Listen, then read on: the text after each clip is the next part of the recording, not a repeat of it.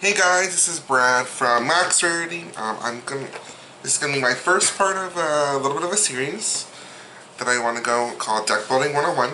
Kind of talk about some of the theories behind deck building and kind of just go over what I do when I build a deck. Because I know a lot of you have seen some of my very interesting deck ideas or how I specifically built them. So we're gonna start today with theme, kind of. I guess is how you could call it. So it's like and we'll just start with this deck in particular, the Marshadow deck. So, one of the big things that when I went through my process of building Marshadow, because I really liked kind of what Marshadow did, and how Marshadow works, was really, what am I looking for in other things that synergize with this, that kind of go along with the same theme, which obviously if you've seen my, any of my Hoopa Ninetails list, which has the Safeguard theme, it's more like, what can I use to augment this specific card? So, for our example here, we have my Marshadow, which is the big card that I like, and I really love this deck. I think it's really fun to play. And it's like, how do I keep updating it? And really, what's the best kind of options here?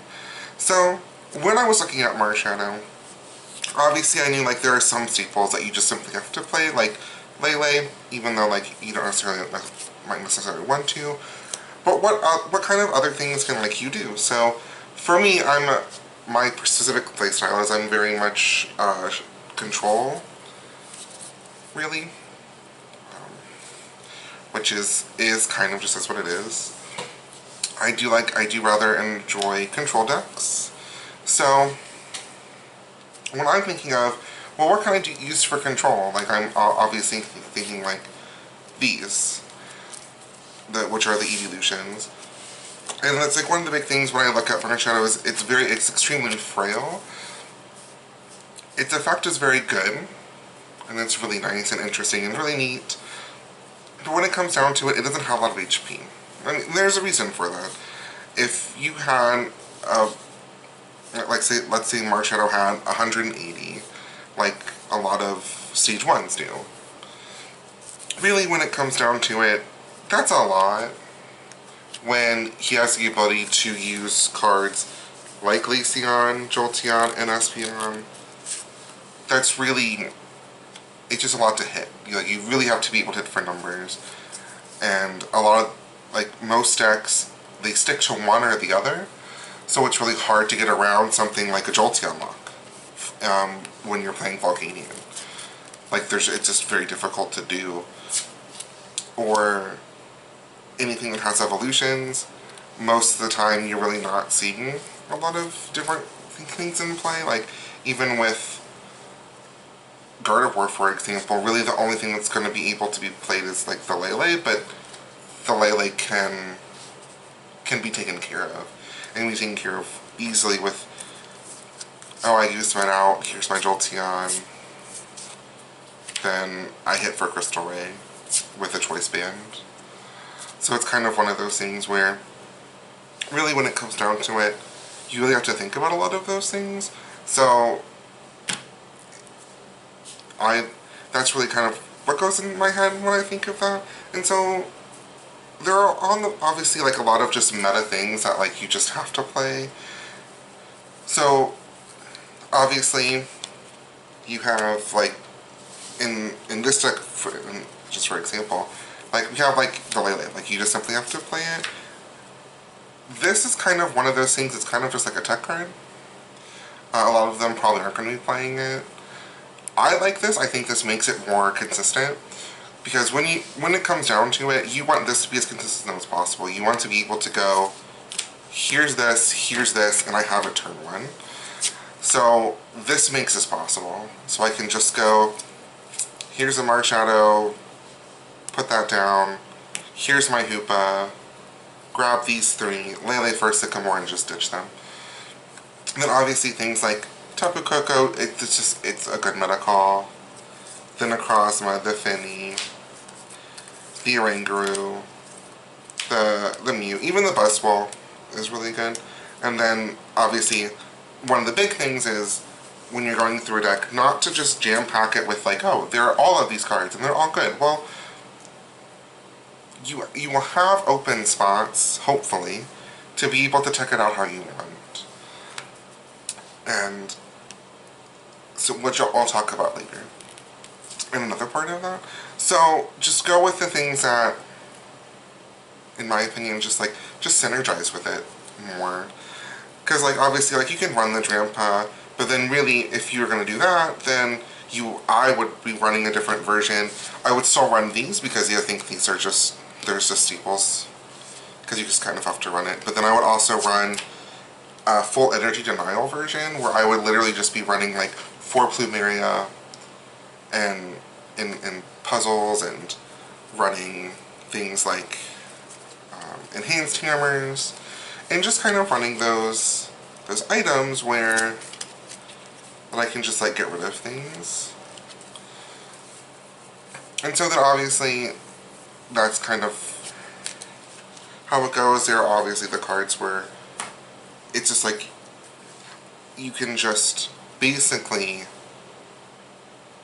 keep going, and like when you build the deck, just think about how you want to go about it. Because my version's an anti-meta version. I prefer that. I think it just kind of works a little bit better. Obviously there are things that you're just going to have issues with, and that's where all of the cards, when you have something that is very ability based, you want to make sure that all of the cards are able to work on their own when it comes down to it. Because there are things like Trampa Garb out there, and Glisspot Garb, and Garb is everywhere because others are really big. I mean, you have Lele, and it shuts off Lele. You have really just you have Oranguru, which it really shuts off Oranguru. So like there are just a lot of things where it's like you need to make sure that your tech cards take care of the problem, even if they're not in the graveyard, or just build your deck around it. Like, for example, in this deck, I'm running 3 Field Blowers. I actually thought about bumping it up to 4 just to be able to make sure that Garb never has anything on it. So that Garb is never a problem, and I'm still just able to do things. And then like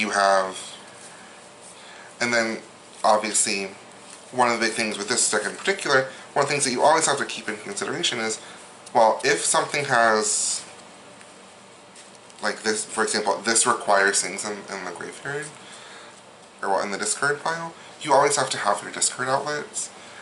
And there aren't a lot of decks that really run that way.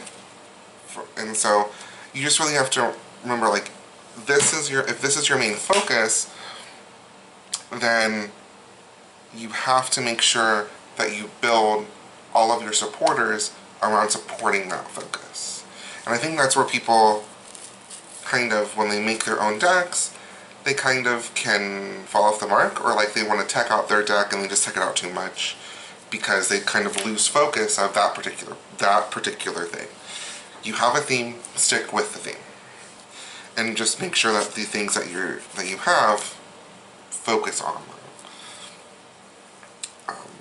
Like even this deck, considering the frog matchup, like you can run the Shining Jirachi, which is really good against like the frog matchup because it just picks everything up and deals 10 damage. Picks everything up, deals 10 damage, which is just really good. And so it's kind of one of those things where it's like, well, I'm doing this, I also have this. And then obviously with your other cards, you can just go, oh, well, this is a Mr. Mime, so they can't do this to me. Or this is a Giratina, so I'm not worried about this.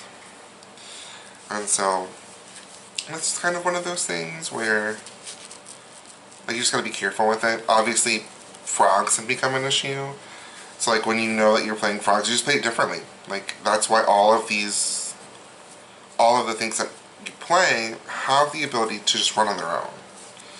That's kind of what you need, because like you just go, you just end up going, well, here's Coco, because now I don't have this ability anymore. Or Like, I will just keep SPIing you forever and ever. And just kind of go from there. Where then, like, maybe you don't discard them. So, that's how I look at it when I build a deck. And when I think of my theme of the deck. Is, where do I want everything? And kind of what are the cards that are best going to support that theme? So, we'll start that. This is my example. But actually, one of the cool things that I'm going to be doing throughout the series is actually building a deck for you. So, we'll be going through a deck that I'm building that I already have everything built, but I'll kind of explain things why. And so the first one is theme. So the theme of the particular deck that we're going to be building throughout this series is actually it's the Shining Savali deck, which is actually really, really neat. So here's my theme. My theme is basic Pokemon. Basic Pokemon on the bench, right? So I call it musical chairs because really that's really what you want it to be. So when I think of basic Pokemon, I think of, well, what's some of the best basic Pokemon for the meta right now? And for me, that would be this guy. He's very good. He's actually extremely good in the meta. So, and he has a retreat cost that is more than 0. So obviously, that's kind of like where I stand, and it's kind of one of those, it's obviously an anti-meta deck. So for me, this is where I start. So I have my Savali and I have my Hoopa. And these are really the core of my deck. Specifically of the Pokemon that I am really focusing on. So as I start to build around this theme, I think of, since this is anti-meta, as we all know, kind of my favorite thing, I think of, well, obviously, what am I going to do? I'm going to run these guys. So I'm going to run these 3. And then, obviously, 2 Lele, just because this is a staple. And some people can run 2, you can run 3. Here's another staple, an Oranguru. It's all about basics, so like, it's another one. They can, since it has retreat, I just go, oh, bring it back. Oh, bring it back. So they can't just goose my things out, which is really good. So here's my big basic start, right? And so then, the good thing about this, obviously you have your type nulls, which I cannot seem to find, so we'll just do it this way. So, there's that. I found a ratio that I really like in my deck building. And that ratio is about 18 Pokemon. Just about. It's 7 to 18 depending on what you're doing for supporters. So then if I have all of these, which is 13, which means I have 5 open spots. And really in this deck you can put in a little bit more. It's fine. I would choose maybe some Pokemon that have some higher retreat costs that are basics that are still really good. Personally. So then, but like really when it comes down to it, like you have your however many Pokemon you really want to put up there, like say it's 6, right? Then you have 6 open spots to really put whatever Pokemon you want in. In mine, for example, I run the Necrozma, I do run the Finny, I run Buzzwole, I run Kartana. I think Kartana's really good. Just because late game you can just go, oh, I've killed 2 GXs, this killed something. Ooh, you know what I do? I just take a prize. Oh, give me back a prize. So that can be really good. And then I run, I think I run Coco. No, I don't run Coco. I do not run Coco. I don't do that. That's not good. I don't run the Coco because I have the Necrozma. I run the Necrozma instead. I think I do run a Marshadow. just because I can still make use of these when they die. But the best part is, like, it gives all of them free retreat. So it's like, oh, boop. I de-evolved you. Now I've set you back 2 turns. Well, let me bring out something else that can actually do, that does more damage. Which is really good. Oh, well, I just pulled this. I don't run the Marsha just because, but, like, I do run Buzzwall and Kartana. But you can really run whatever you want. I think I also run a Drampa. No, I run Drampa instead of Coco. That's what I do. And then I run a Drampa. Just because I like free retreat with Drampa. But it's really good. And then, obviously, one of my big things in this deck, Ninja Boy. Because you just Ninja Boy into really whatever you want. And they all have free retreat, which is fantastic. So you can just Ninja Boy retreat into something, put something back in. A Lily, for example, put them back in. So it really ends up being a deck where you get to have the musical channels. And so that's my theme. And so then these are the Pokemon that I use for my theme. You can use whatever you want. And that's kind of just how I pick my Pokemon and how I build this particular part of my deck. And I hope you like that. And so, thanks for watching. We will continue more, and we're actually going to be doing supporters next week. And thanks for watching. May your lives be as facts my next. Have a great day.